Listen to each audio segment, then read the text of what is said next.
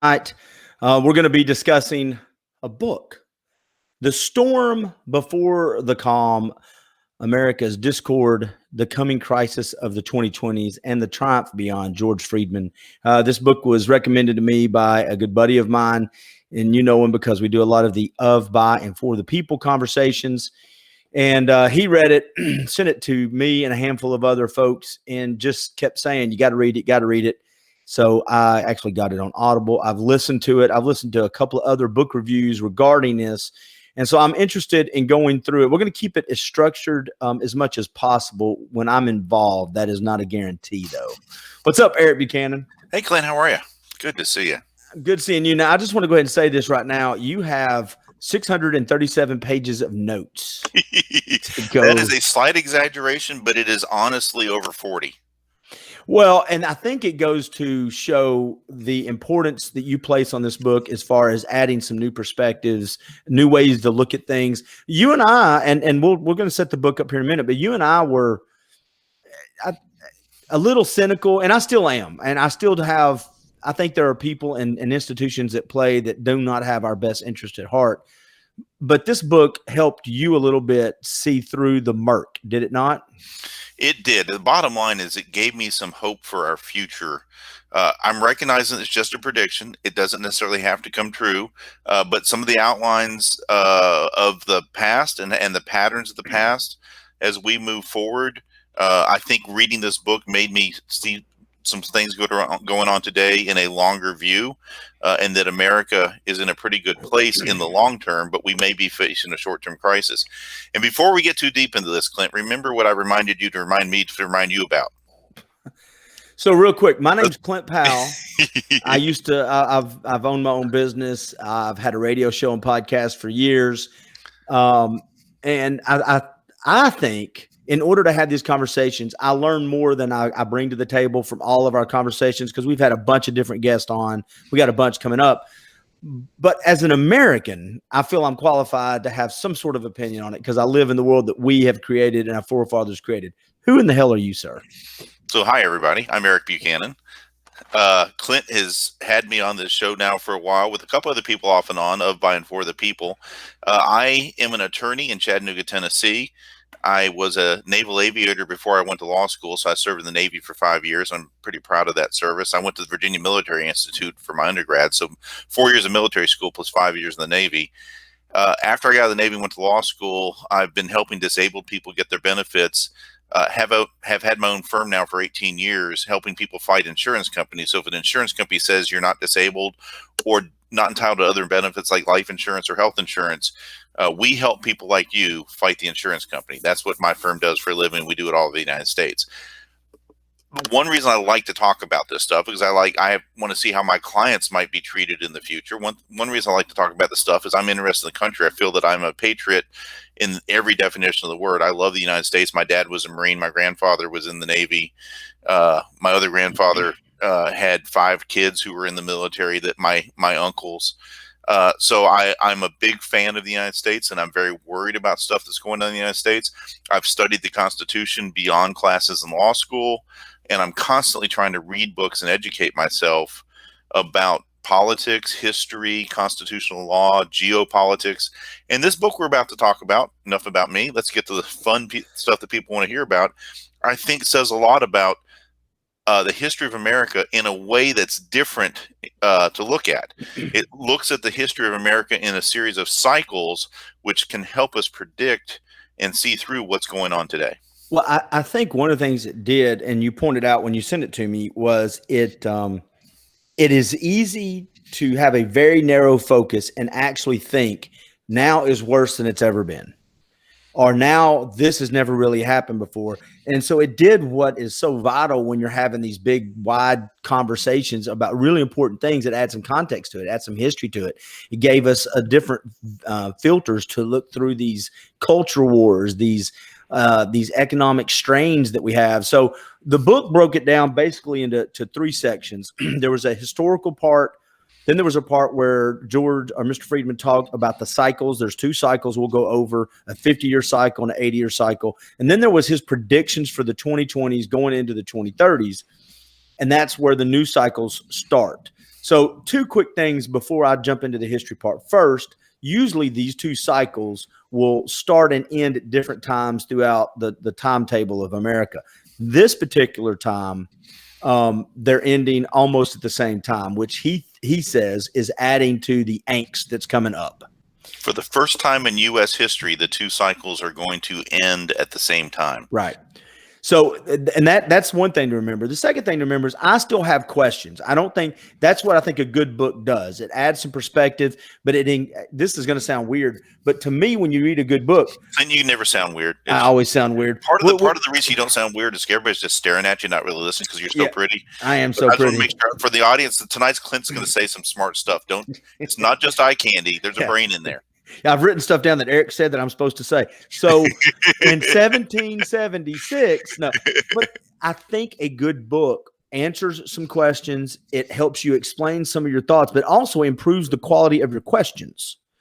I mean, I read this book or listened to it, and my questions I think are better. I'm asking different questions, but I think they're more meaningful questions. So with all that being said, I don't know how you want to start this part about history. I want to start off with why because he spent a lot of time from not only just the founding of the United States, but how the Indians actually got here and how they were interacting with themselves. He spent a lot of time on that. Why is that important? Yeah, I think the best place to start to answer people's questions of this book enough to understand it, to talk about it, is to talk about what the two cycles are and talk about what was in them. And then we can talk about some of those other things that have impacted American history.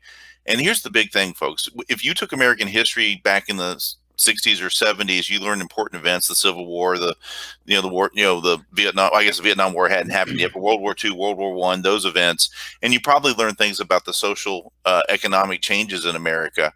But you didn't think about them in terms of a pattern. And I think lately in American history classes, they probably taught more of the social studies version of America and what's happened with certain populations in America and what's happened socially in America. This book kind of puts all that together in a way that is these straightforward patterns. I don't want to keep people on the edge of their seats if they listen to this, so let's just cut to the chase. The institutional cycle in America is that cycle that's defined as the relationship between the federal government and the states, or the federal government and the people and the economy, or both. And so starting with the end of the American Revolution in 1783, and when George Washington was elected in the first election around 1791 or 92, then that first 50 years, what was America trying to accomplish? What was going on in America? And there's two cycles that began: the socio-economic cycle that runs in 50 years, and the institutional cycle of 80 years. Well, the institutional cycle is kind of straightforward if you know a little bit about American history, is that the colonies really joined together in the United States as separate nations, and they kept the power over most of the stuff that you could pass laws about. And the federal government's job was really to provide for national defense and referee between the states and help a little bit with commerce and the post office.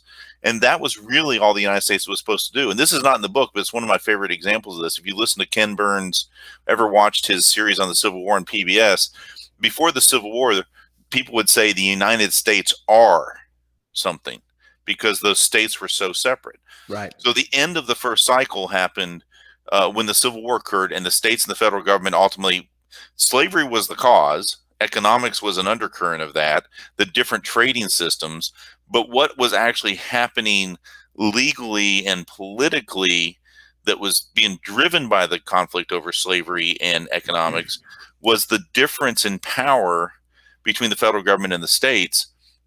And ultimately, the Civil War resolved the legal question: who had more authority? Could the federal government tell the states what to do, or could the states ignore the federal government? Yeah, and so I want to interject a little stuff. When we talked about this, as you go through the history part of this, the United States was never set up to where the federal government controlled the lives as much as it does today of everyday people. It was supposed to be, like you said, the relationship between the federal government was supposed to be a facilitator of the states. It was supposed to interact with the states, not with the everyday citizen. That was the original idea, obviously, right. And that lasted for 80 years. And then the next 80 years, from the Civil War until World War II, the federal government and the states interacted a whole lot more, but it was rare for the federal government to intervene in your everyday life. Right. There might be some time the federal government was involved. If you joined the military, they kind of had to deal with the railroads.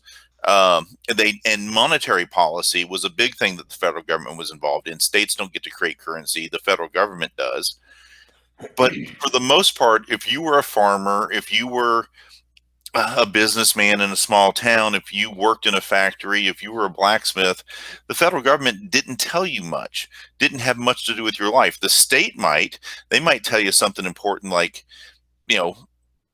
what you froze up a little bit there. Say that again. The state might help with something like enforcing contracts or keeping you from murdering somebody or being murdered, and those basic things the police do. But the federal government didn't have much to do with that.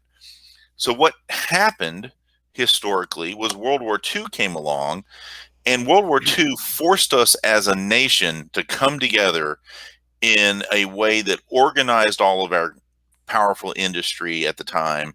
And we built, and the numbers are in the book, but it's something like 6,000 ships, 200,000 planes, 300,000 tanks, and just about everything from Band-Aids to candy bars to everything else a military needs, and put 12 million people in uniform.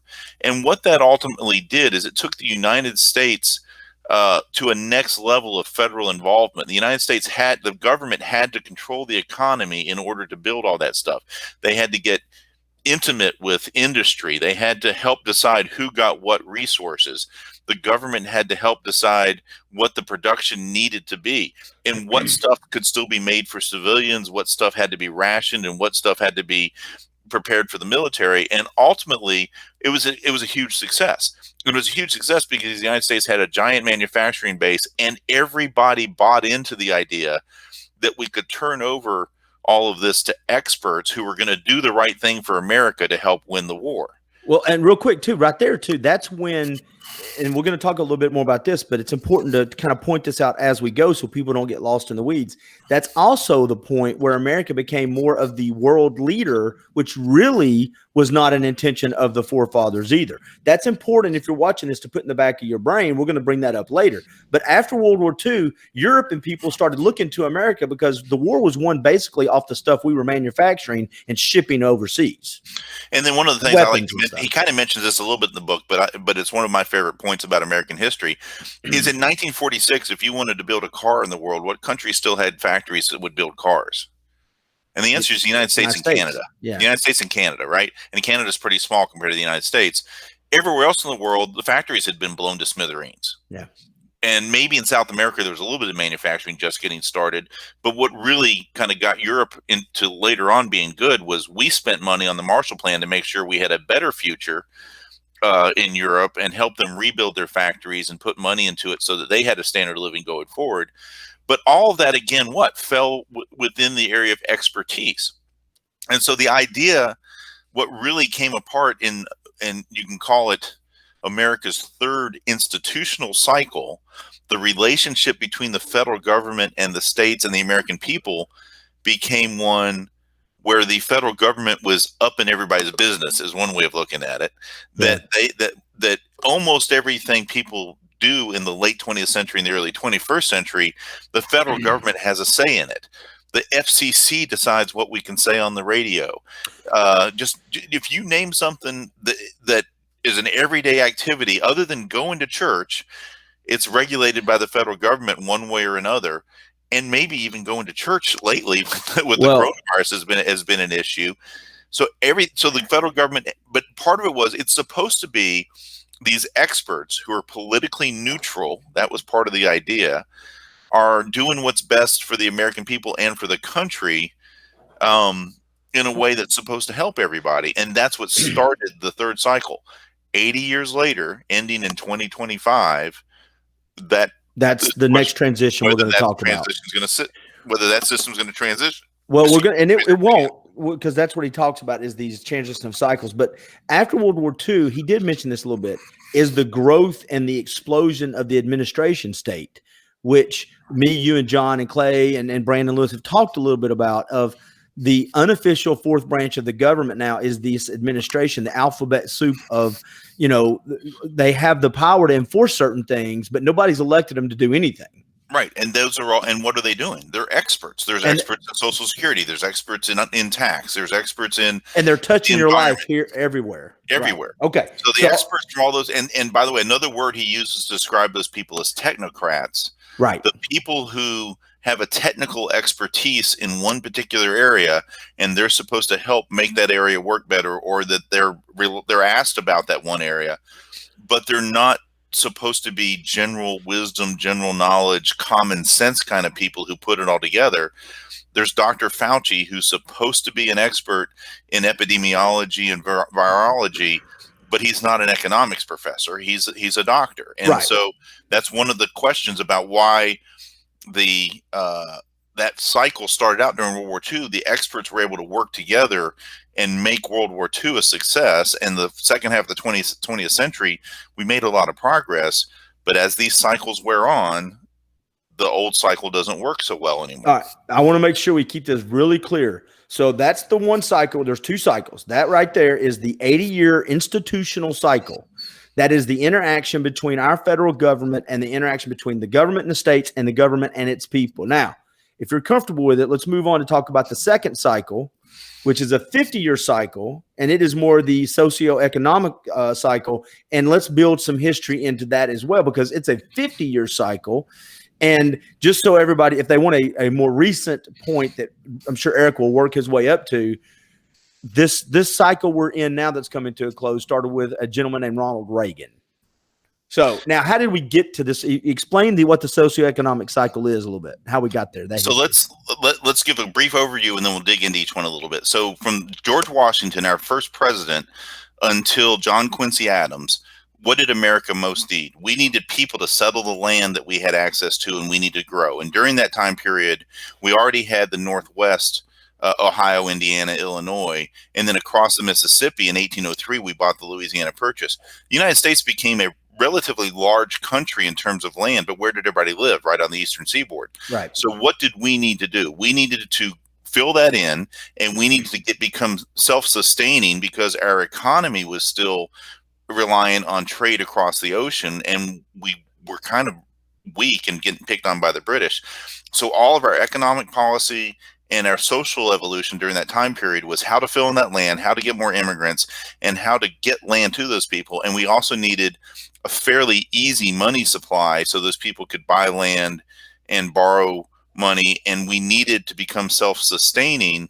So we wanted to build industry and pick up our agriculture. Okay. Well, that early cycle ended with John Quincy Adams, and there's a whole history in the book about how the Bank of the United States during that first 50 years was a privately run bank, but it controlled the money supply, and there was times when it would let the money loose, and other times it would tighten it up, and they were more interested in what was good for the rich people on the East Coast than they were for everybody else. And we can get into that later. But the point is, that kind of a way to run our money system collapsed in 1826, and the last election, by the way, of the old president in each of these cycles usually means we're going to have a failed president no matter what he tries to do, and it's usually when the crisis is getting bad.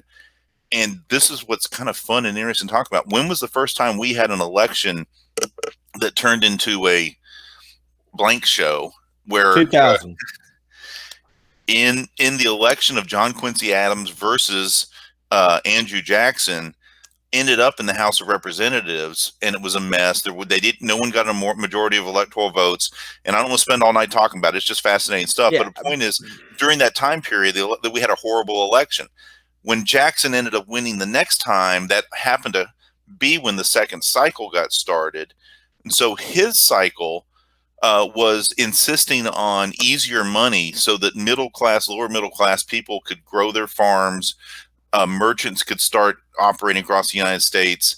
And that cycle that ran from 1830 or so until after the Civil War, until 1876. So we can call it 1828 to 1836. I mean, to 1828 to 1876, that 50 years or so, was based in part on a loose money supply where the dollar was backed by gold and silver, And then during the Civil War, they even had greenback dollars introduced for the first time with nothing backing them. So part of that time was the money supply. Well, early on, that helped with westward expansion. That helped with people being able to buy land and borrow the equipment to buy a plow and a horse and to build a house, or later on order one from Sears Roebuck. Well, one thing I want to point out is when we're talking about the socioeconomic part of this, it's not just, it is the dollar and it's the banking system and it's the institutions that are implemented, but it also, and this, the reason this book you need to read or listen to it is because there's so much we can't cover, right, Clint? Well, because one of the things it talks about is actually does a really good job of sprinkling in how people are interacting with people and how the banking system, right? How the government's interacting with the federal government. I mean, the federal government with the states. It all filters down, and he covers our relationship with the Indian population, with the Native Americans. He covers the evils and the sins of the heart when it comes to slavery. He covers that, and he covers with some historical perspective that lets you know that evils of the heart have been around way before America.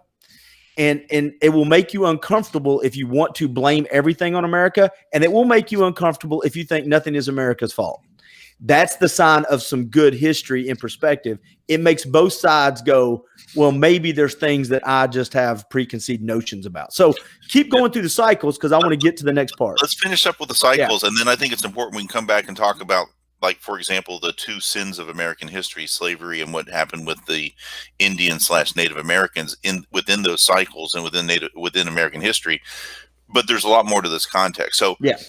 So until Rutherford Hayes won the election in 1876, the monetary supply was loose, but it also happened to be inflationary. So just without doing a whole economics class, if you don't do that. Yeah, if you have lots of dollars because the government is backing them by gold and silver and sometimes backing them by nothing, what happens more likely is prices go up because more people have dollars to spend. Yeah, inflation. Probably the closest people are seeing that today is what's happening with universities. As you can go borrow all the money you want to go to school, the price of school goes way up. That's an example of inflation happening now in today's society. Well, that was happening in the mid 1800s. And with bad inflation, people didn't want to invest. They didn't want to put money in the banks. They didn't want to buy stocks and bonds. They didn't want to invest in companies. And what happened was, guess what? The next time there was a major election that was a blank show, that was 1876. That was the next time an election was really questionable about who won the Electoral College. And it was worse than what we just saw in our past election that time, too. There ended up being some horse trading. There ended up being some deals made. One of the famous deals was if the Southern votes would go to Hayes, then the North would agree to stop Reconstruction and pull the Union soldiers out. That kind of stuff all happened. What happened, though, for what's important for the socioeconomic cycle is that by that time in history, we had started doing a fair amount of manufacturing and people were able to invest more. And so in order to ensure the currency was stable, Hayes, Secretary of the Treasury, put us on the gold standard, and the gold standard, not silver, not greenbacks. Yeah, silver's out at that point. Silver's out. So it's limited dollars. So inflation's under control. And the people who have gold or have capital are comfortable investing because they know that their money is going to grow and it's not going to lose its value due to inflation.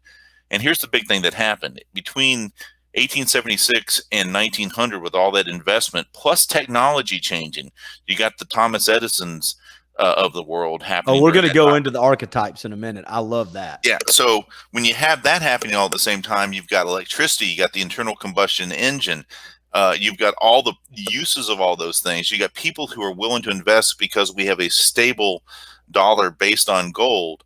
By 1900, the country that was barely 120 something years old was manufacturing one half of the manufactured goods in the entire world. That's what happened by 1900 in the United States. So that cycle, though, keeps running along pretty well. World War I kind of messed it up. There were a few other incidents along the way that were the precursors. And that cycle ended up being a success for a long time because there were consumers buying all these manufactured goods. And even though not everybody had a ton of money because the money supply was tight, there were enough people working in the factories, farming, producing stuff that could find some way to trade, that could support these industries, and everything's going along great until the consumers don't have enough money because of a collapse in the stock market, and the consumerism stops being so powerful in 1929, and we have the Great Depression. Yeah. So that cycle ends with Hoover. And then FDR spends the next 10 years trying to figure out how to revive the economy, and what old things wouldn't work anymore. A tight money supply is not a good idea. When you have a depression and no one has money, taking money out of circulation or having it only backed by gold is bad. And it took FDR and people a while to figure this out. But what really changed that cycle, ultimately to get FDR cycle going, was the World War II revving up the engine again and getting consumerism back, because people had the money and there was a demand for products. Right. Even if the demand was to buy bullets and take them overseas and shoot them and waste them, there was still a demand for the products. That cycle worked until Jimmy Carter. Yep. And the whole idea was you needed to get money into the hands of the working people, and as much money as you could get to them, they could go buy stuff, and that would keep the engine running. Well, that worked fine. And so kind of some of the ideas were high taxes, and also a looser, more government government interaction, a looser money supply. Yeah. And so by the 1960s, we've started saying, well, oh my gosh, the economy, to keep it going good, let's loosen the money supply even more. Took us off the silver standard, and we went to the greenback standard. We started making coins in the 1960s. You mean the gold standard? It took us off. We'd gotten off the gold. We'd already been off the silver. Yeah. Right. We went off gold and then off silver. And by 1972 or so, we were officially kind of greenbacks by then. They stopped making silver certificates. They stopped making coins out of gold. And Nixon officially took us off the gold standard.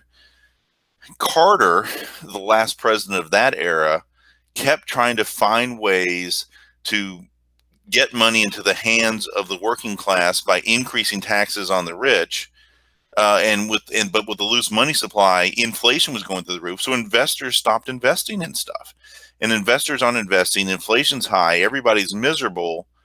That cycle ended in failure under Jimmy Carter, and then Ronald Reagan came along and started the cycle we're in today. And the idea now is deficit spending and getting money into the hands of consumers, but low interest rates to control the inflation. And that's been working. And the big question is, that's supposed to stop working around 50 years, according to this guy, and why, and what's going on now. And if you keep trying to, and here's what happened every one of these cycles, if you keep trying to use the monetary system and the socioeconomic policies at the beginning of the cycle that fixed the last problem, by the end of the cycle, those same solutions are causing the failure of the economy and causing the end of the cycle. And we're coming up on that now. Okay. So that next cycle, that last 50 years is going to end 2030. 2025 to 2030. Yeah. His prediction is the last bad president from this cycle is the one who's going to end his or her term in 2032, but maybe 2028. Yeah. So one thing I want to put now, again, I know we're going to keep moving forward, but the reason I'm sprinkling in things I want people to notice, because I want to tease a little bit what we're going to talk about coming up. So one thing Eric just mentioned, it's very important. If you go back and you're reading this book and you were to timeline it, if you circle the beginnings and the ends of the 80-year institutional cycle and the beginning and the end of the 50-year socioeconomic cycle, you will notice turbulence. You will notice in the institutional part of it, especially, it's usually accompanied or preceded with somehow in conjunction with war. You will notice exactly what Eric just said. You have presidents going at the end of a cycle trying to use the same mechanisms and thinking that were used and in place at the beginning of a cycle. So if FDR came in and was, printing money and handing stuff out, and we're gonna spend our way out of this, Jimmy Carter tries a lot of the same stuff, and it failed because what was good 50 years ago is no longer effective in the way the market's evolved. And a lot of that, the reason it's evolved is because, and this is the part that I think is fascinating, is the technology has changed and the expectations of the people. And one of the things he said several times is A federal government, when you're talking about a population as big as we are now, is never going to be efficient or effective, ever. It can't do it. That's why we're supposed to be states. States are supposed to have the authority, not the federal government. And when you add the expert class and the expertise to that, this is where I think we can come back to once we kind of finish talking about the cycles and talk about where we're going, is the cycle that is the 80-year institutional cycle has become reliant on experts. And it's not that we don't need experts. I want my heart surgery done by a physician who's a heart surgeon, but I don't necessarily think my heart surgeon is the best guy to decide how a Subway restaurant should be run. But he should be on your team of health experts because he can address that area. Right. And I'm being facetious with the Subways because doctors go and buy those restaurants. But in the idea of big government and the idea of government leadership, the job of elected leaders is to have the wisdom and the common sense to take in the advice of all the experts and figure out what the best course of action that can be done, versus just relying on the experts to do anything when the experts are experts at their one little silo, but they're not expert in the other areas with the unintended consequences. Before we go on to the experts, though, and talk about the rest, let me finish this one thing about the institutional cycles that I think is also fascinating. Yeah. And that is, he also points out that as the the socioeconomic 50-year cycle, as it's ending, the institutional cycle that's 80 years usually ends around the time of a war. Mm-hmm. The socioeconomic cycle of 50 years usually ends with economic problems and societal, social problems. Cultural stuff. Stuff. But where it really becomes interesting is you have a lack of faith in our electoral process, and you have a problem with elections. Yep. So in 1826 was the first time and only time in American history that the Electoral College was never able to work out an election for somebody, and it got sent to the House of Representatives, and it was ugly. That was the one between John Quincy Adams and John Adams, and we actually wrote a constitutional amendment out after that made it even harder for something to get to the House of Representatives, although still possible.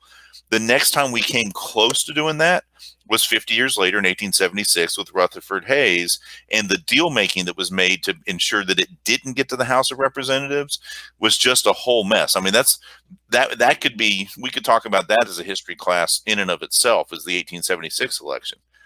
So 1932 was a little different because you had Herbert Hoover and the Great Depression. It turned out this time the big controversy was not an election. The controversy was our institution of stocks and investing. And so we had a dramatic change in the way our country looked at itself when we entered into the 10-year Great Depression. Skip ahead 50 years, and in the 1970s, it's the first time we ever had a president resign. We had Watergate. Yep. So we didn't exactly have election fraud as being the political kerfuffle, but what we did have was a complete lack of failure of confidence in an administration, probably because Nixon was a crook, but also because of all the political pressures and economic pressures and everything else that was going on at that time. So skip ahead another 50 years after Reagan, well, really 50 years after Nixon, and we end up, what happens in 2020? 2016 and 2020 together. That's a era, a little right there. Yeah, and the reliance on the electoral system is losing confidence, and I think it's part of the entering into the end of these cycles is that people are willing to question: is there something wrong with our electoral process? And it's not just, by the way, people on the right talking about was there voter fraud, but you'll hear people on the left now talking about we need to get rid of the Senate because it's holding back democratic process. Oh, we need to have 16-year-old votes. We need to have 16-year-old vote. We need to get rid of the Electoral College. We need to get rid of the filibuster. All these changes, people are losing confidence in our electoral system on both sides. So we've covered the cycles and even the history a little bit. I don't want to get too lost in the weeds on too much history because that can become monotonous for some people who aren't engulfed in it. I want them to read that part on their own. It is a vital part of the book, and I do want to talk a little bit more about our interaction, with the people, whether they're Native Americans or the evils of slavery that America went through.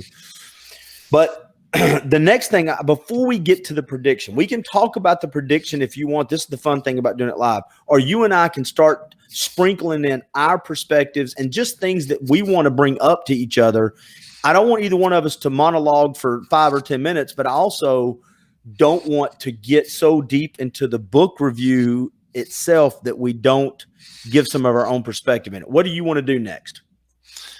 I think it's a great question to talk about. Where is America going? And the Based off the book? And the very short answer from what he says in the book is we're going to have turbulence until 2028 or 2032, and then we're going to have another 50 years of relative prosperity, peace, and success as a nation.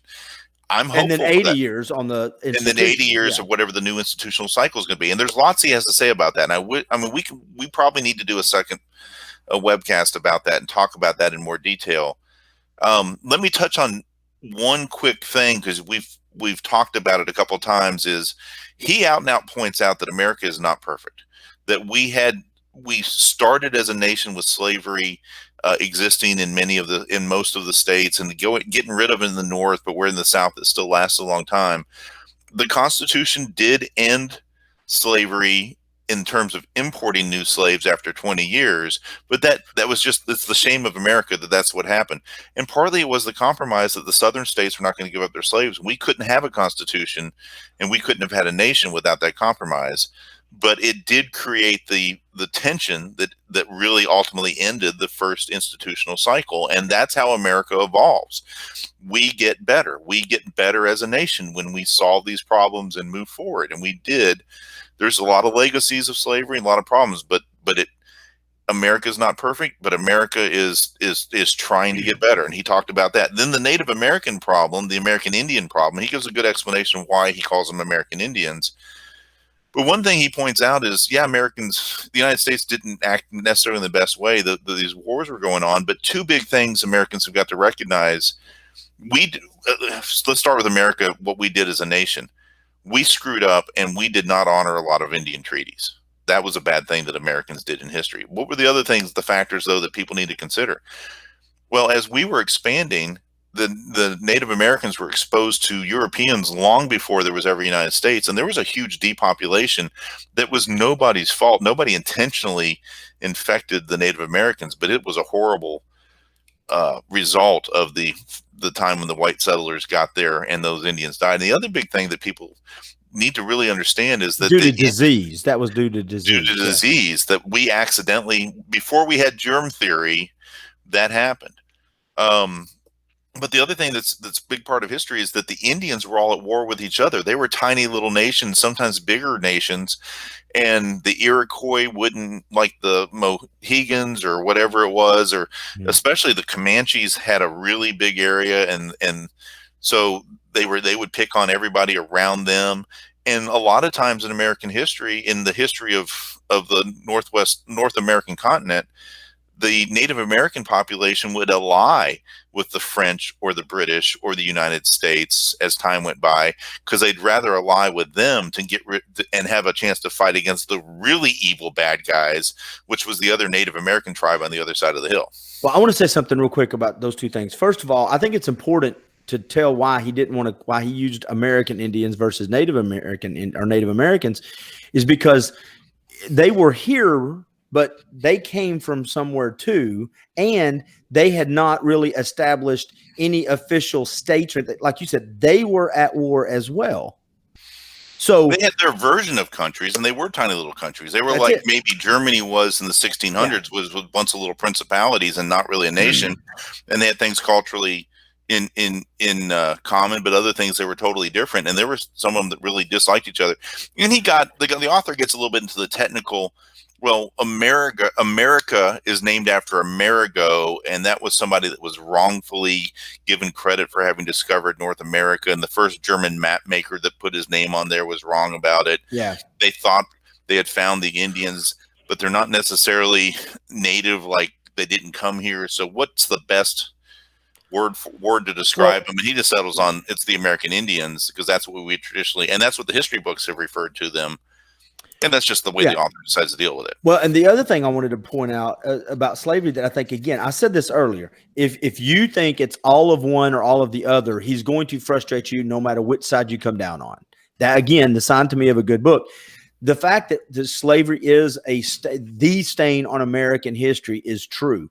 The fact that America did not invent American slavery overall is also true.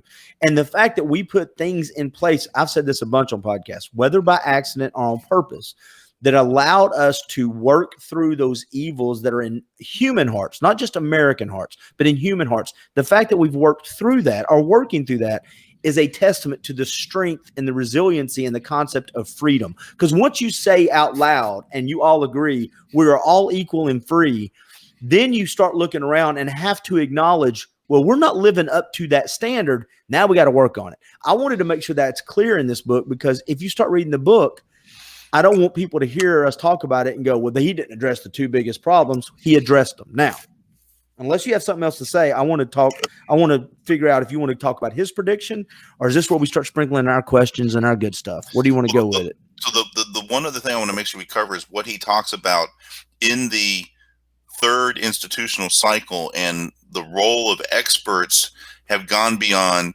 predicting or helping us go along to being basically entitled leaders. And that's led to the fourth branch of government, because we have institutionalized all these government departments. And one of the interesting things he does in the book is he goes to 3 or 4 different sources. He's trying to put a number on how many departments in the United States government are. And you can't, the government doesn't know. You go to one set website, but it's one number, another place, the numbers are a factor of 2 different. It's just, it's interesting reading. We just don't know how big the government is. Nobody knows who's in charge of what when it comes down to it. And so a big part of what he discusses, I think this is what's so important for looking at where the United States is now and where we go forward, is what worked great in World War II at the beginning of the cycle and worked pretty well for most of the 20th century. We were warned by Eisenhower, look out for the military-industrial complex of the military and industry and government working together. If you have the government run by experts, and experts who get a lot of power, but they're not necessarily good at a broad area, they just have their area to work on, and you let them have too much power, eventually that system is going to fall apart when you have a complex system. So we've heard for years, and we've talked about this, the law of unintended consequences. Mm-hmm. He gives a great analogy, and for those of you watching this who haven't seen it, one of the first Disney movies was The Sorcerer's Apprentice, and Mickey Mouse gets his boss's magic tricks and accidentally lets him go, and it just creates total chaos with stuff dancing and stuff blowing up and stuff catching on fire. And the whole point is all those unintended consequences. And this is a big point of what he makes, is that experts really good at their one little thing, but they are totally focused on their silo, and they don't even think about sometimes what are the other unintended consequences that are let loose by their policies. And in World War II, everybody was focused on the same thing. Second half of the 20th century, there was a lot of it that still worked well because people were focused. But as people become less and less focused, or it becomes more and more complex, or as new technologies are introduced, the experts who are experts in their one little silo can't control it. Plus, they become partisan, or they're not neutral anymore. Can I interject this, because I found this a little hard to understand, and that's why I was asking you. Do you want to start asking each other questions, and let's save his prediction to the end, because you've already kind of said that we're going to get there anyway. So sure, I want to stop right now and say what I think, and then ask you a question. So why is it so dangerous to have experts in play? And when you say, and this is my fear, when we say the word expert and we use Fauci like an example, that is true. I took it a little bit either agreeing with that or differently. And here's what I mean. When we say, by the way, my wife just let my chocolate lab in, so he's down here. Either that or you just have a bad itch. Where is he? Come here, Google. Oh, what's up, buddy? Look at there. He's like, why are you talking so much? Play with me. What the hell? Why aren't you playing with me? Well, the reason that I think when we say experts and then we say this administrative state, here's how I took it. So we put experts in charge. They start these administrations, the FCCs, the ABCs, and 1, 2, 3s, these organizations. They hire 100 people, 1,000 people, 1,500 people.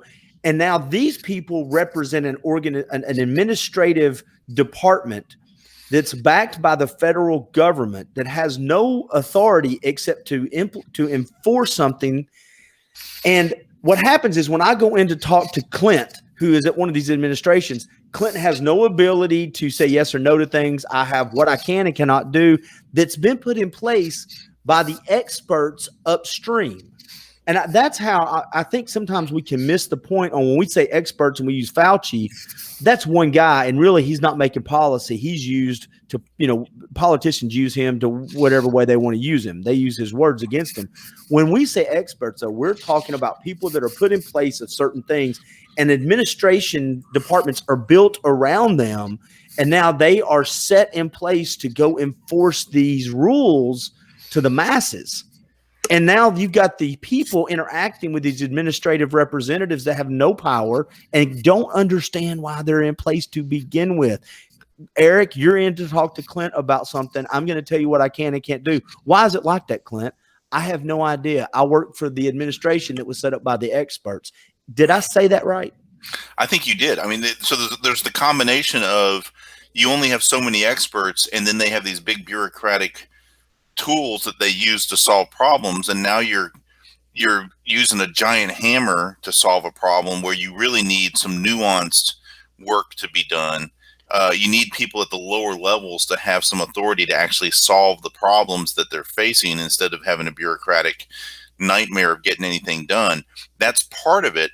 But the other part of it is that there's no interest at the top to fix anything because they're getting what they want, and that's their chance to be in charge. Which is power. Which is the power, right? Yeah. So here, let me just cover this one part from the book that he actually addresses this. Yeah, yeah. So in 1940 to 45, during World War II, the expanded federal government's job was to have dominance not over the states, but over the economy, society, and the individual to get us to win a war.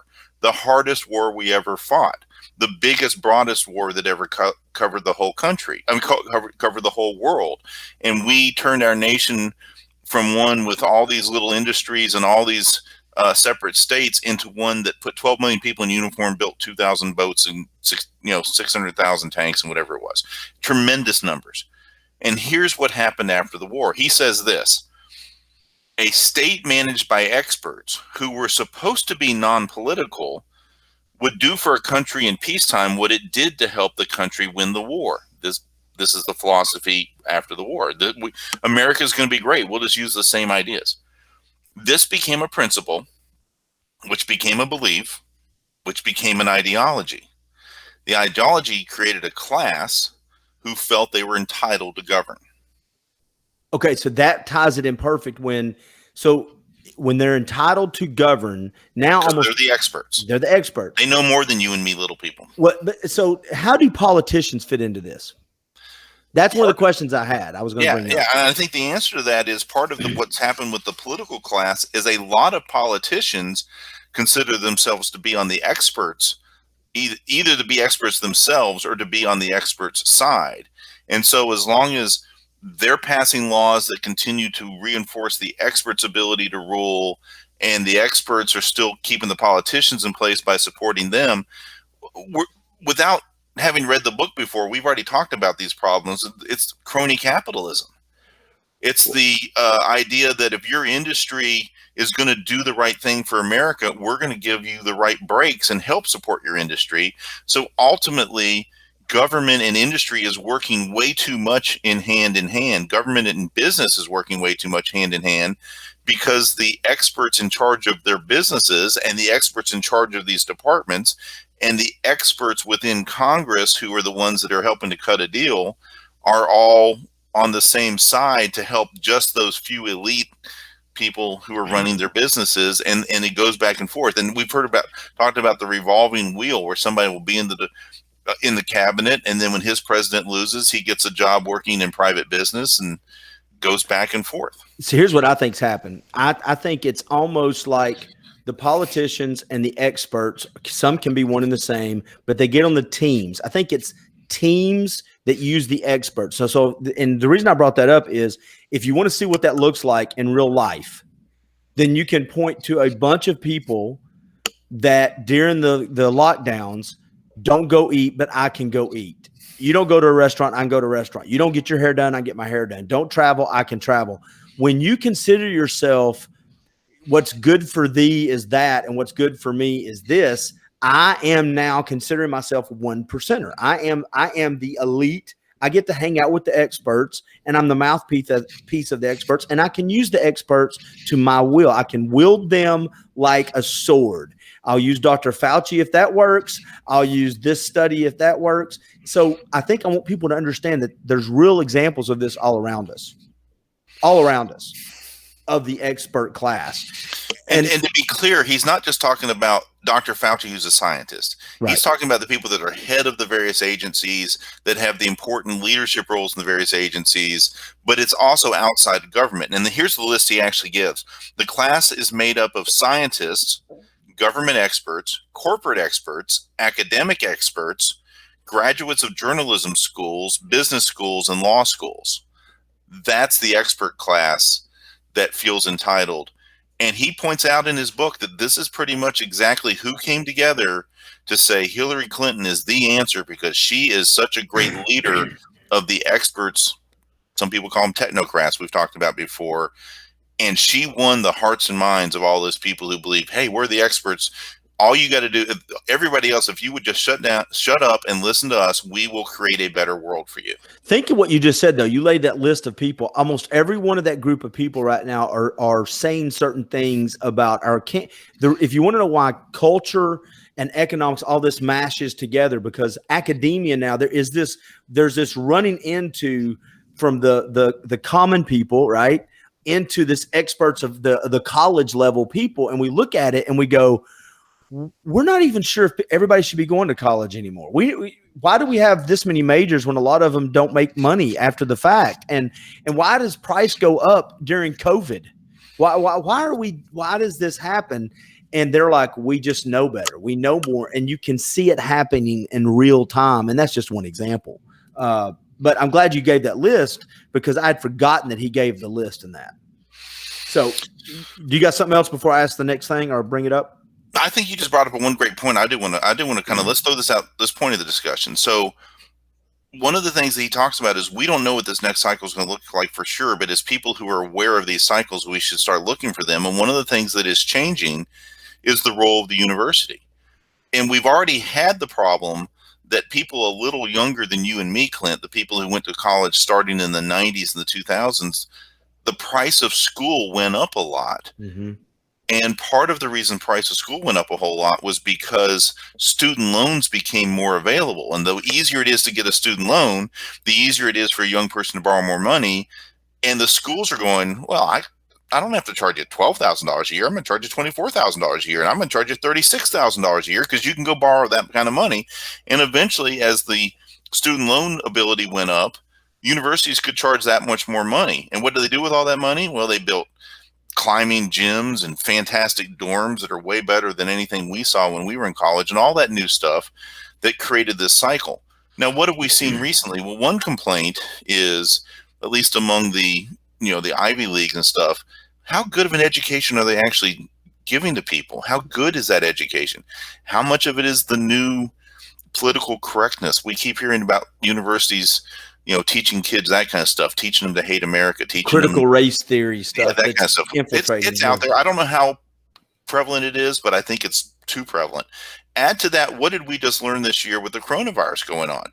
That a lot of kids didn't have to go to school to continue their education. Why spend $60,000 a year to go to Vanderbilt if you can attend the classes online and stay at home? And why should they charge you $60,000 a year or whatever it is that they charge? Especially in the college level, yes.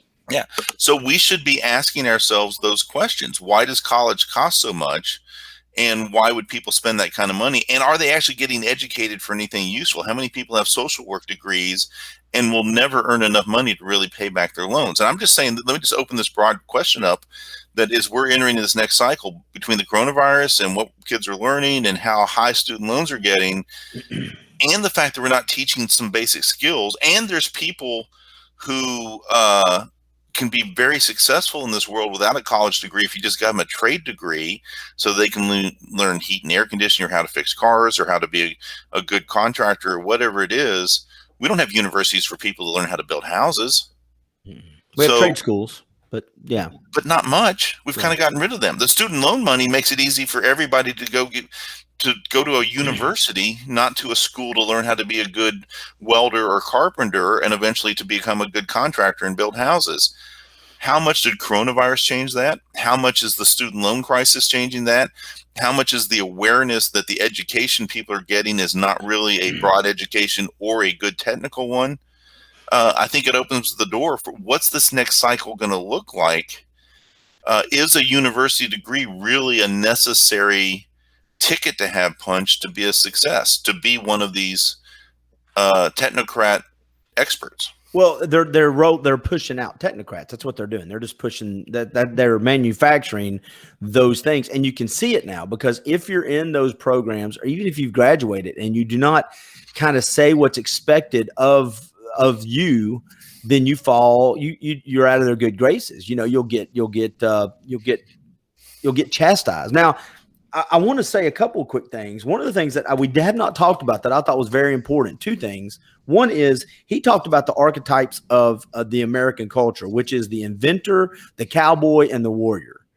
And they represent. And then he later throws in the businessman, which I thought was kind of interesting. Well, he said the businessman goes a little bit with sprinkled in a little bit of all of them.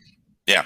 So the reason that is important is like the cowboy was a very kind of short-lived thing when you look back through American history as far as being the prominent and dominant archetype. But by the way, one important footnote, I didn't know this. I thought the book was great. 50% of the cowboys were minorities. I didn't know that either. African-American. He threw that into the book. I'm like, yeah. You know, when we see a cowboy on TV, we think Gary Cooper or John Wayne, when in fact it was Morgan Freeman. Some of you folks have never seen the movie Posse or Django, and so that's okay. But the reason I think that's important is a country identifying themselves as certain things. And the reason I bring up the archetype is it brings up the thing that he says multiple times. And if you look this gentleman up interviewed, I've watched 2 or 3 interviews with him. I've never heard him interviewed where he did not say this. The United States was the only, if not one of the only countries ever that was invented. It's an invented country. It didn't have a cultural history like Germany or Europe where there were people there before. This was it's so young. It was an invented country. Did you not find that amazing? I never really thought about that. It's cultural and everything was invented. I actually posted something kind of around the time stuff was happening last summer about the United States being an idea. I posted that on Facebook. The United States is an experiment, and I did kind of have a feel for that. But he does a great job of explaining it, that we are an invented nation. Yeah. And part of what he says is that we're a country full of Americans, but the regime is the United States. And you never hear people say, "I'm a United Statesian." And there's no real word for that. And so one of the things that Americans have in common is we live in North America. We live in these cities. We have a lot in common. We also pretty much English is a default language, that kind of stuff. But do we actually have a firm belief in the United States and its system is actually technically a separate question. And what's been amazing in our history is those two have just melded together into the United States of America.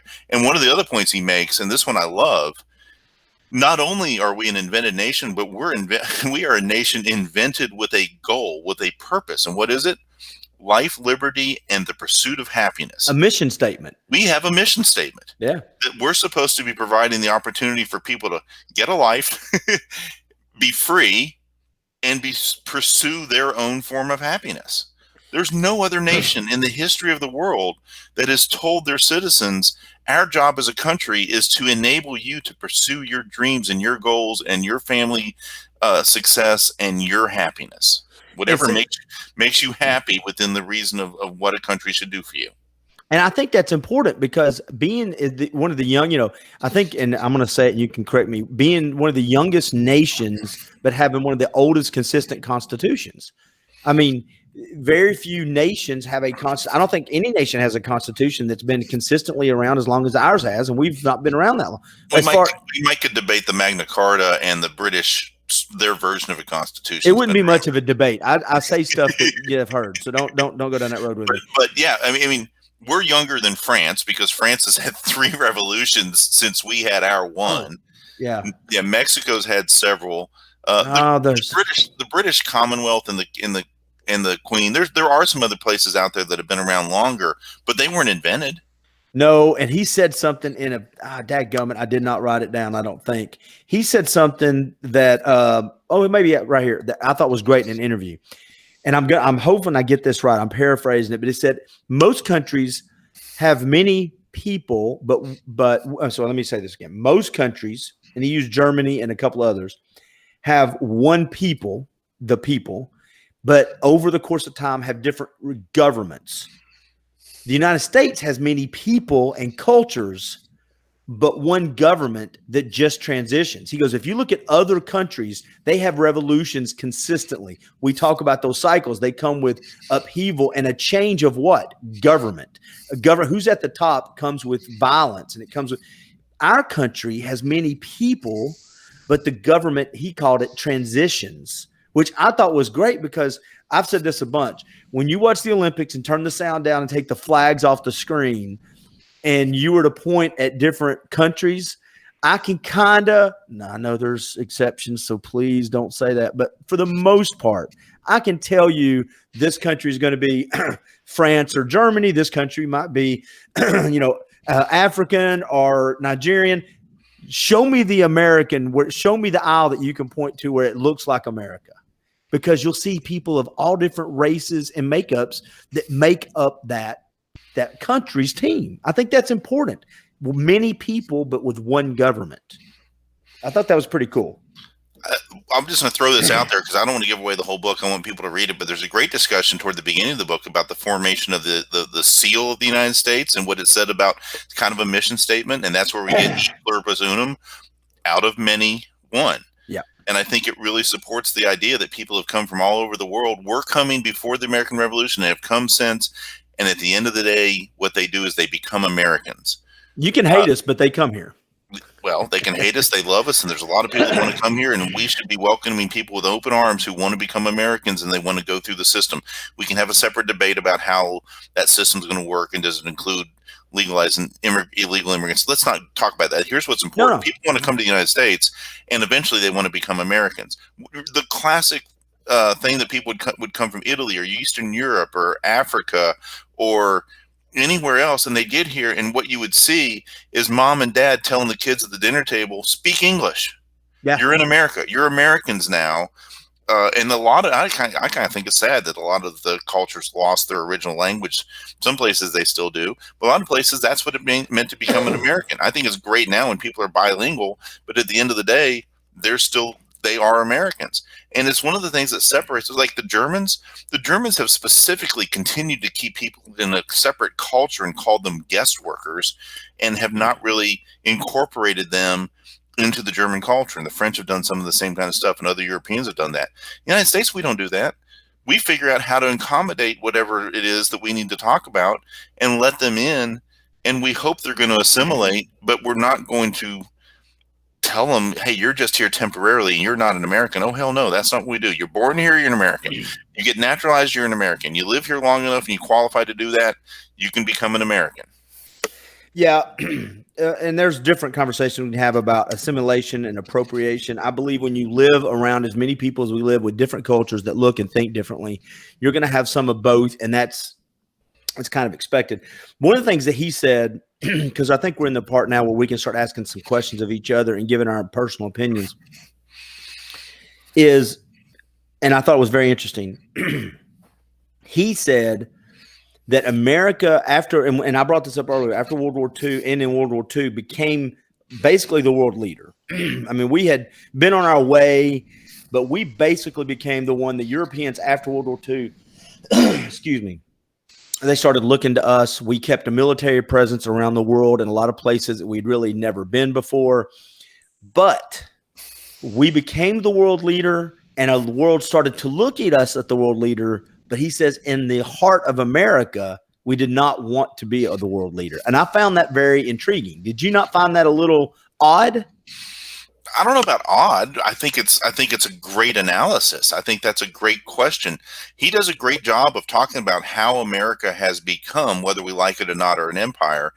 And with the winning of World War II, where we were the last country other than Canada and Brazil and Argentina standing that had any factories, and we had a hell of a lot more than Argentina and Brazil did. We were the main place where you could still make stuff in 1946, and how the second half of the 20th century was the American century, that we had all those advantages. And then 1990 comes along, 1991, and the fall of the Iron Curtain, and we become not only one of two superpowers anymore, we become the world dominant superpower. Clint, that was 30 years ago. For 30 years ago, we've been challenged, but it's not been challenged by another major superpower. China's growing. Russia hasn't totally gone away. Europe has one big team, might challenge us, but they don't seem to be interested in doing that. So where are we? And he has a great discussion about where we fit in the world. I thought one statistic was interesting, that a lot of countries trade with the United States, where their trade with the United States is a huge portion of their GDP and their business, but the United States total imports is only 13% of US's GDP. So we could kind of, if we had to, we'd be okay if we closed our doors to most things most of the time. It's not the end of the world if we get into a trade war for us, but it's the end of the world if somebody else gets into a trade war. That's bad for them. Yeah. And we didn't really mean to do that. Yeah, I like that when he said that, and he said it in a very much more nuanced way than I'm about to say it. But basically, because I've heard this before, right? One of these days, all these bills are going to come due, and it's true. And I'm not saying we should ever live in the debt and the deficit, spending we do. It's horrible. It weakens our country, and it hurts our economy. All that's a separate conversation. But he did say, if America were to ever fall the way some people and naysayers say, the world is invested now in keeping America where it's at, because that's not a vacuum that anybody else first can fill. They don't have the infrastructure or the people to fill those vacuums of not just everything, but also as goes America, so does the world now.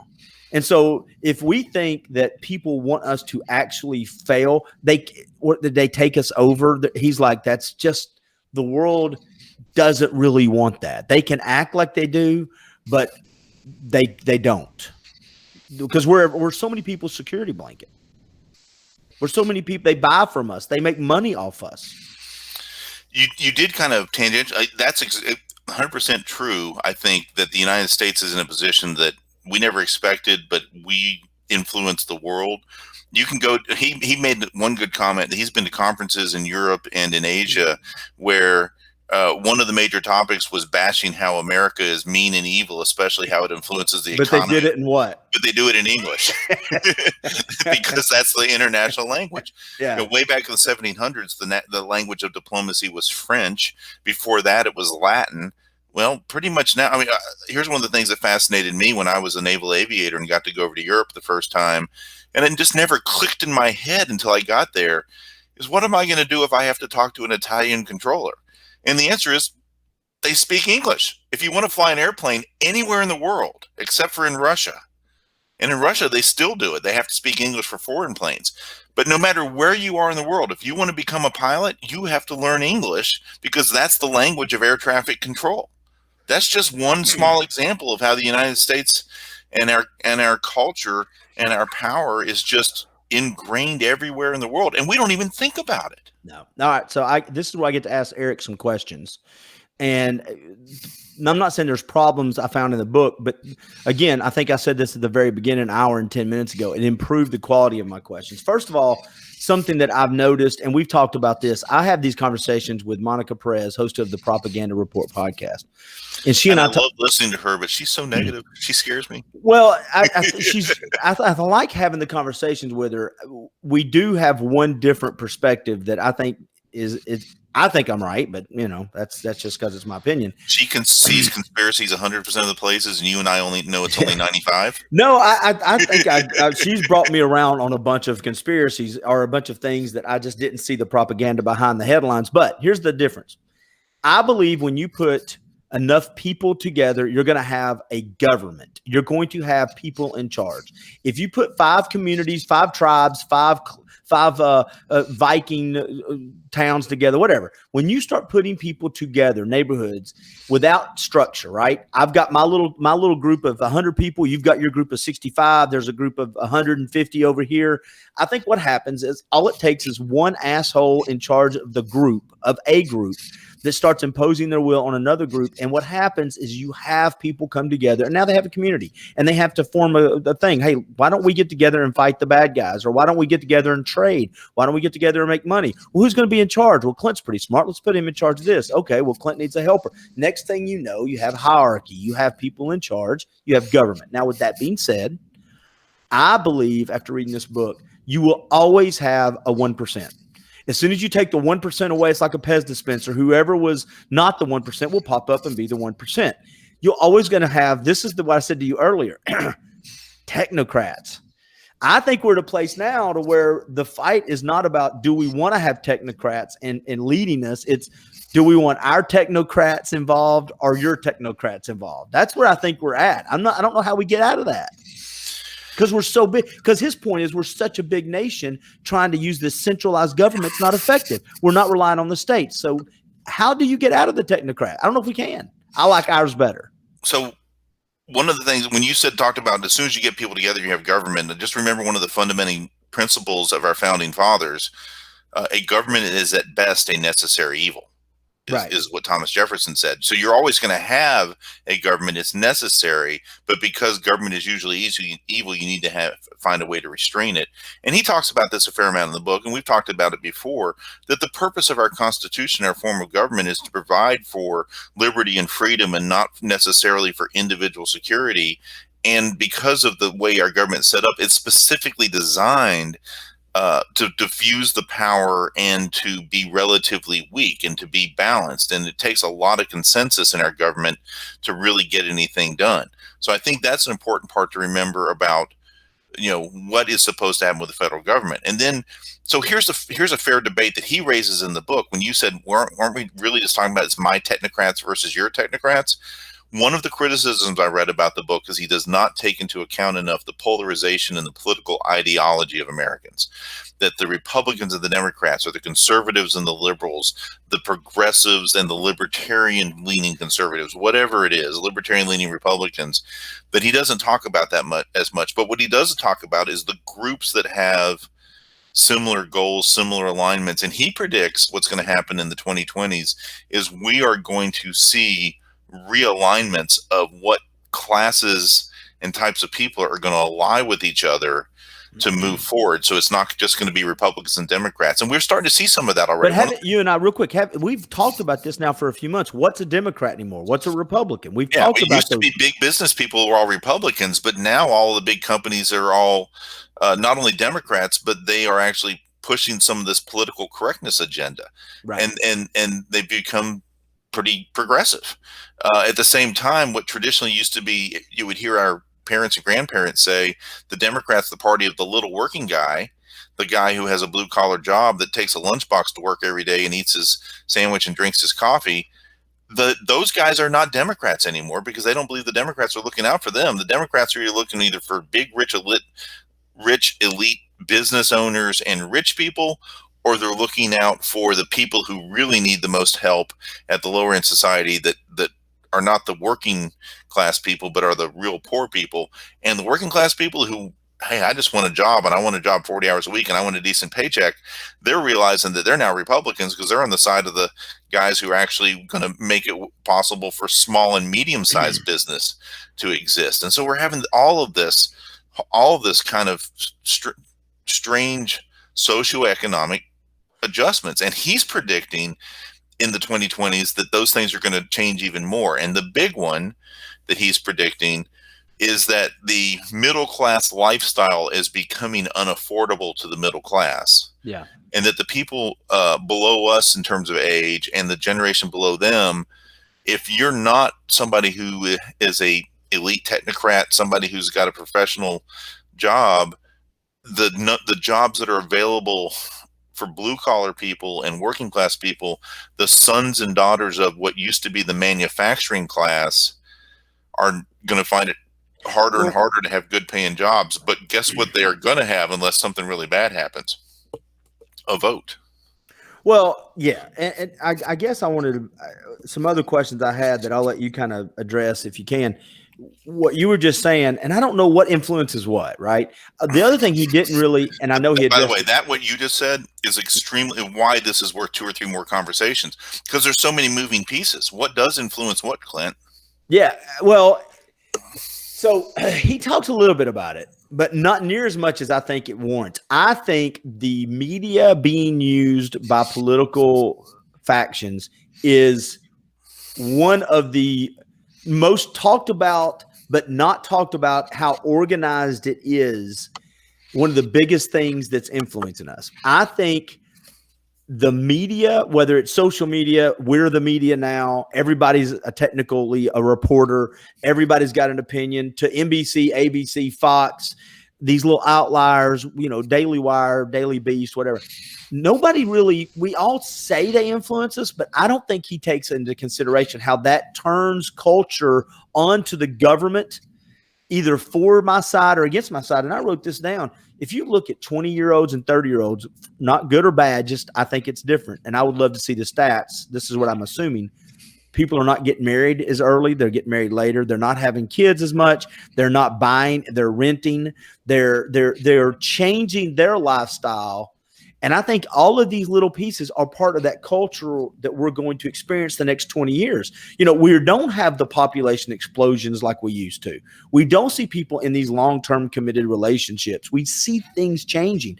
I think people are going to stop going to college as much. I think you're going to see colleges over the next 5 to 10 years start to shut down. And some of that, to me, is very healthy. I think they need to trim some fat off that. But I think the culture ties in directly with this.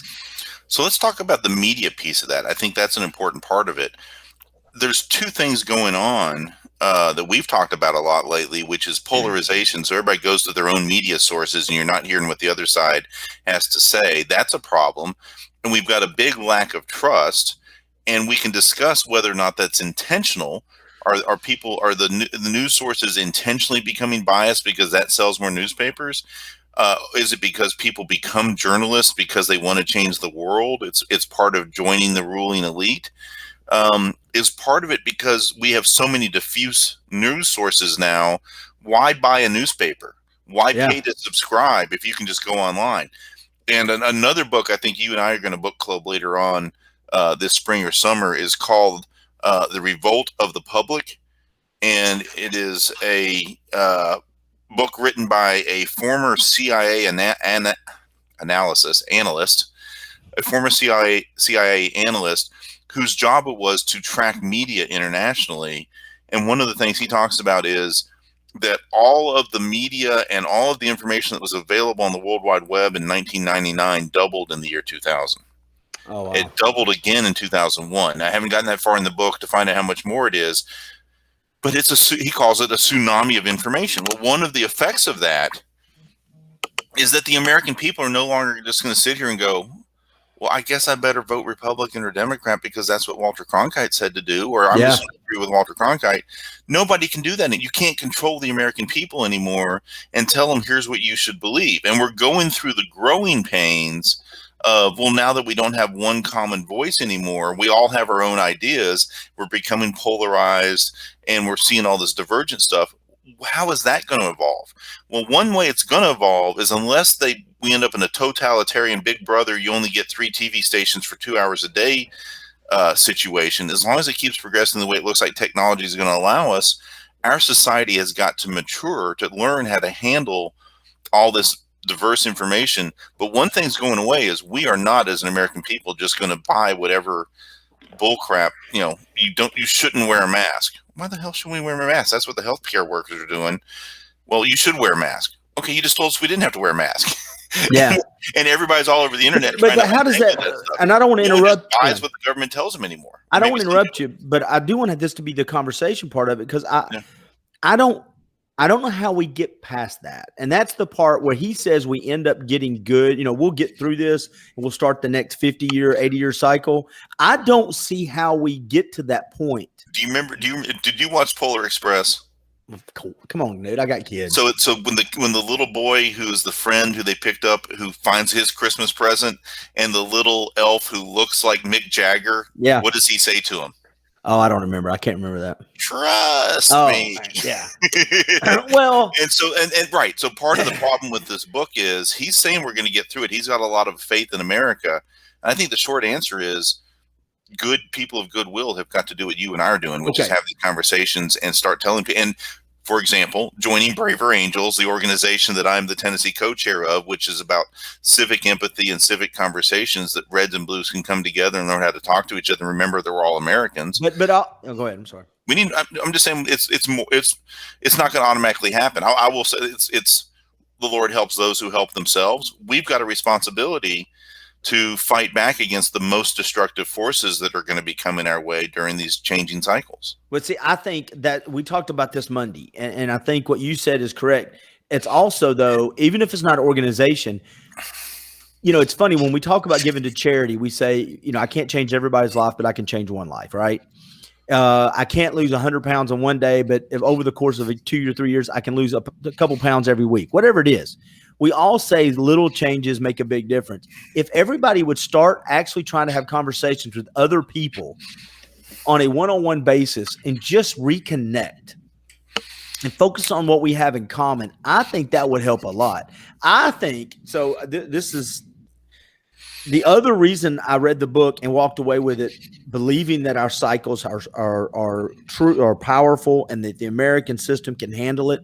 But I also think if people do not look up from their daily lives and care about these big political matters and the cultural things we're in, if we don't do that, we can lose it for two reasons.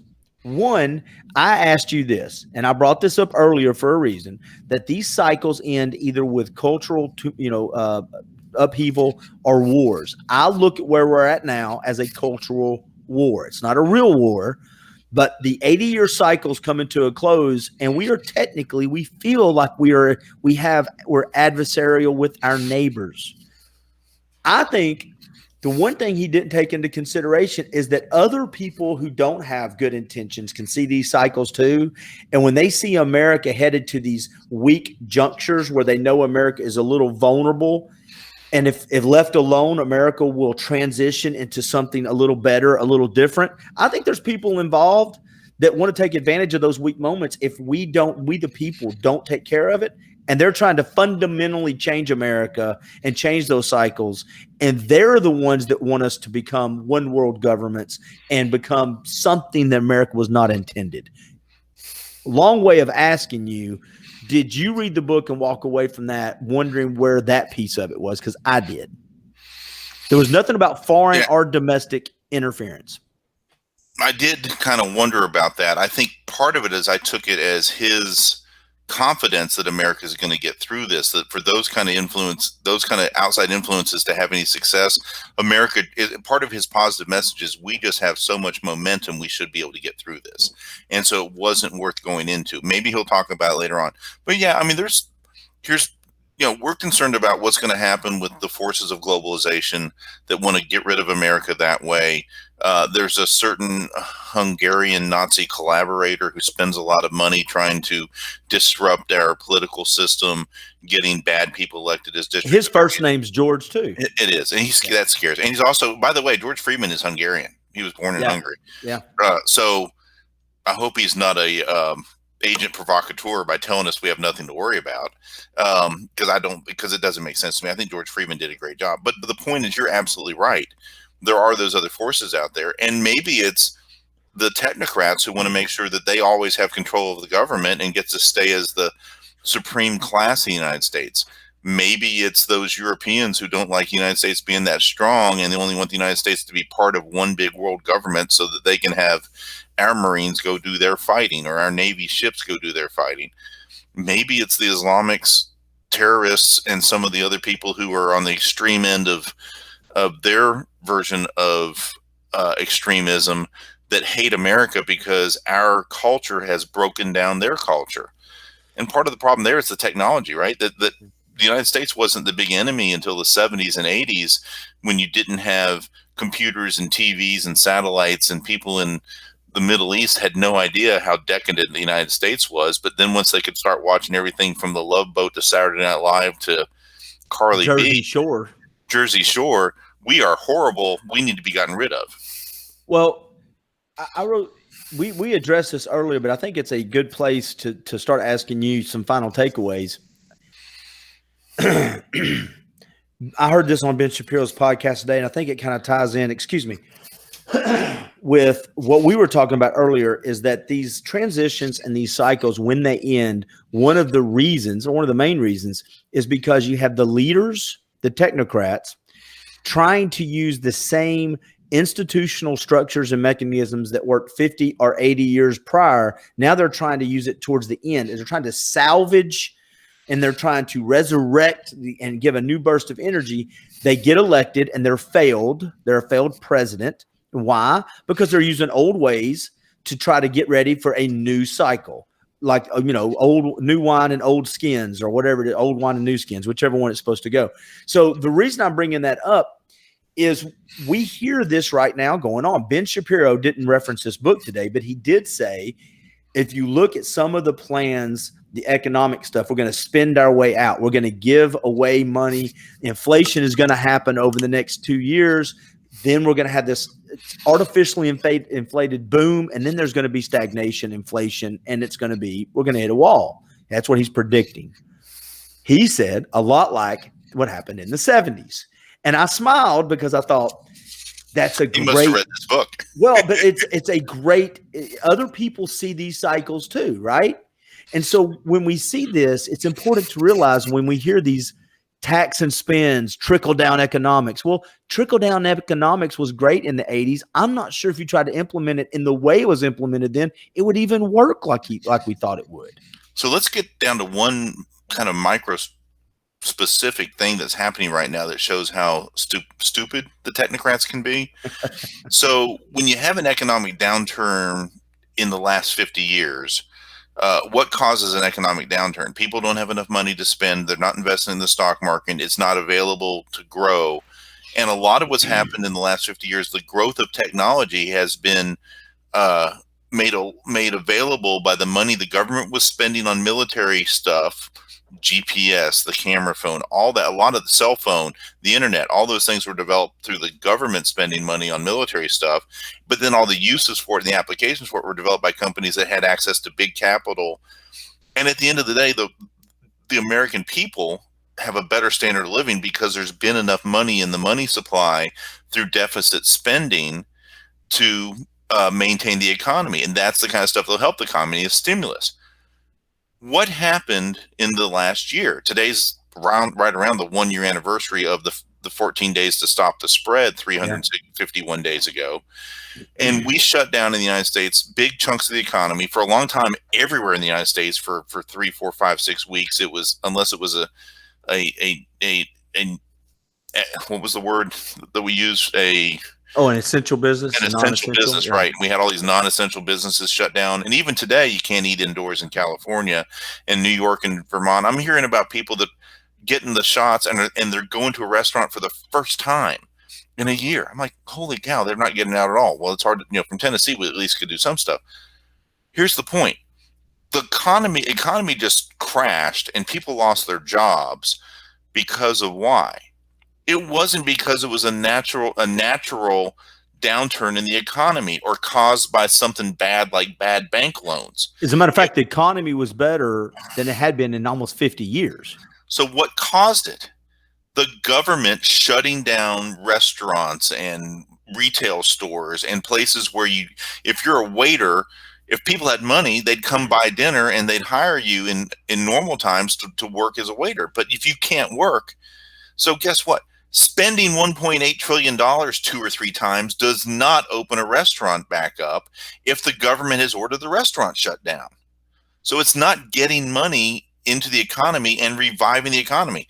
The idea that infusing the economy with money will help the economy is great when it's just an economic downturn. When it's organic. Yeah. When it's organic. But if you're going to order them to shut down anyway, the money doesn't help any. It's just stupid. So you're just adding paper money to the economy with people not having any place to spend it or enough places to spend it and it's not going to revive the economy. Right.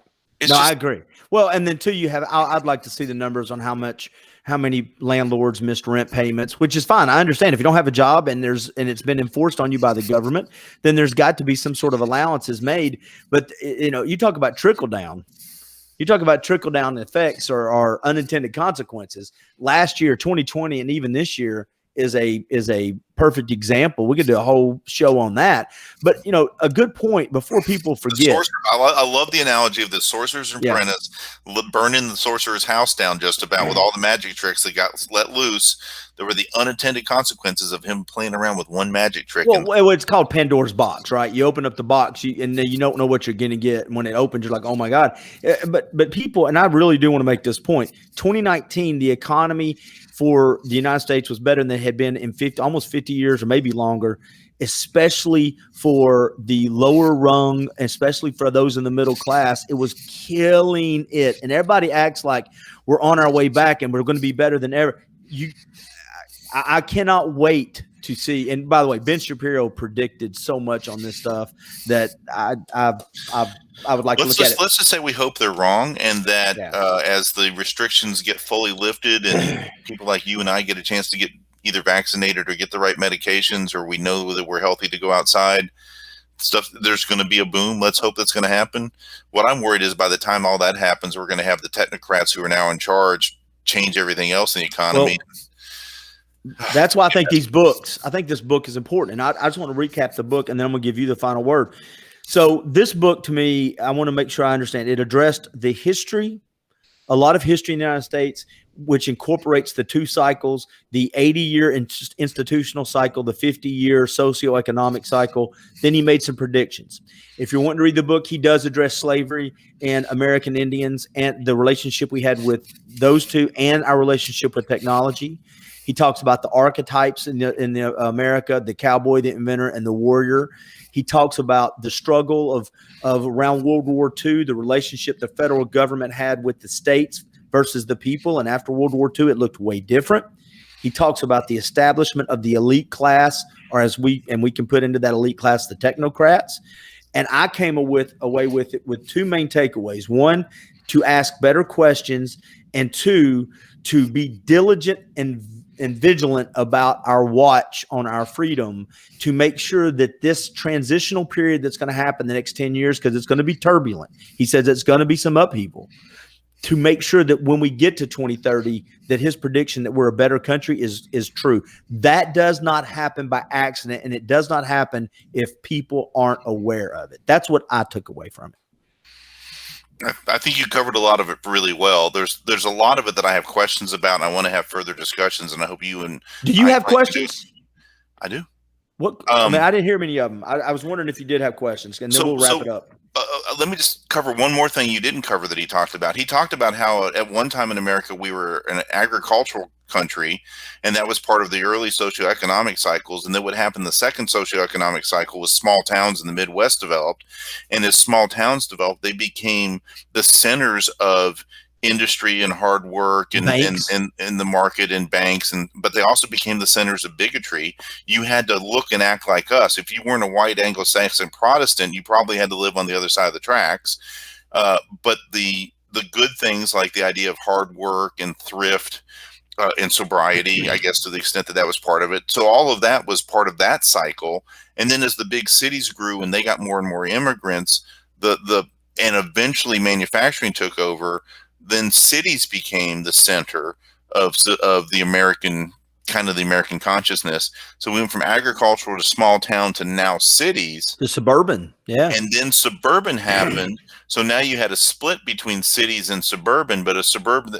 And he gives it's a great story about VA loans and how that created suburbia unintentionally. So the United States going from agricultural to small towns to big cities to suburban, but we still have some remnants of all those. Here's the thing, Clint, that he doesn't talk about, because he put the book out before the shutdowns and before this last year, although he's done some supplements. What does America look like in 10 or 20 years if we can work from anywhere? Yeah. Yeah. And you want to live in a suburb? Live in a suburb. You want to live in a mountain shack that's somewhere in Wyoming and is 20 miles away from your neighbor? You can do that probably with the technology that's going to come out. But you know what? You brought that up, and I'm glad you brought it up before we wrap this show up. We're hearing this a lot now, the flyover states, but that's what you addressed. Not only were the small towns started looking at the big cities they were looking at each other with some animosity. If you want to get in sinful and be bad and lose your identity, go to the big cities. Well, if you want to be this, you go to those little dirt towns. And that animosity started to develop, and now we see it actually playing out where we've talked about it before. A very few people where they're congregated can control the masses if we don't have the electoral college in place. Yeah, that's part of it, the elections, and it's just the rural versus urban that's going on. But what does rural versus urban mean anymore if anybody can work anywhere? If you can work anywhere, and people might decide they want to live in somewhere close to Chattanooga rather than New York City because look what's happening. And those are the kind of questions we should be asking now that we've read this book and already had our other previous conversations. We're starting to put these pieces of the puzzle together. What do we think are the trends going to be? If you can work anywhere, if you don't have to go to a big university to get your university degree, but you can do that from somewhere. If you can get your news from anywhere on the internet, and so you don't even need to have cable anymore. A lot of people don't even have cable for their TV. So as long as you have access to the internet, you can decide what networks you want to pay for the app. So there's all this flexibility that's going on. It's just going to be interesting. It could be a great time in a lot of ways, but there's also going to be some shouting and there's going to be some fighting. Did you read this book? And I think I know the answer, but did you read it and walk away from it thinking, as long as we are stay on course and are kind of watchful, the watchdog, we're going to be okay? Did you walk away with it with a sense of more positive thinking? Yes, I walked away from this with a sense of more hope than I did before I started the book, but some more focused concern about what's going to happen in the next few years, especially in the context of some of the stuff he predicted that actually has already come true in the last few months that I think we should talk about later in another episode. I don't want to end this without giving you the final word, because this whole book was your idea and it was a great book. Did this conversation meet what you wanted it to do? Were there things we did not get to that you want to say? I think the short answer is I think we should talk more, because there's some things, the questions you and I should be asking each other, where do we go from here and what do we think about his ideas, are longer conversations, and we should be sprinkling them in with our of, by, and for the people conversations going forward. And I hope people who are interested in hearing what we have to say, both my mom and my wife, and I don't know if anybody else, your kids. Yeah, that's pretty much it. Hi, everybody who likes us. Those of us who watch these shows, hopefully will read the book and we can talk about it. And then we can talk about some of the other books that we're learning more about American culture and put it all as best we can in perspective. I think that's our job, to help figure this out and help people understand where we're going and what we can do to help. I'll throw a challenge out to you. You come up with the 5 questions you want to ask me. I'm going to come up with 5 questions based off this book I want to ask you. And then we can talk about that next week or a week after, because next week you're going to be gone. Yeah. Does that sound good? I can't wait. Yeah. All right. And by then I'll also be ready to talk to you about the revolt of the public, about the availability of information. I think we're going to need to talk about that one too, because that's changing. That's part of this whole can't agree on the facts, conspiracy theories, polarization. When there's so much information available, how are we as a people going to evolve? And if you take what we just got from this book and from that idea of the tremendous amount of information, how do we help, and what's going to happen that we can't affect at all about how our country moves forward? I think we're using the Constitution as a touchstone would help. I'll tell you what we need, Eric. You know what we need? We need fact checkers. You know what fact checkers are useful for? Letting you know what facts the liberals are most worried about. That's exactly on Facebook. It's like a yellow highlighter that says, "Don't pay any attention. Don't pay attention to the man behind the curtain over there, because you've now pointed out something we don't want you to know." And a fact check means you've scored a point. I think I'm going to start fact checking, just randomly, just go around people, fact check false, fact check true, and just put my own out of context. Because All right, Eric Buchanan, I appreciate it, sir. Great job, Clint. That was fun tonight. All right, see you in a week and a half. Yep, have fun. Talk to you, everybody.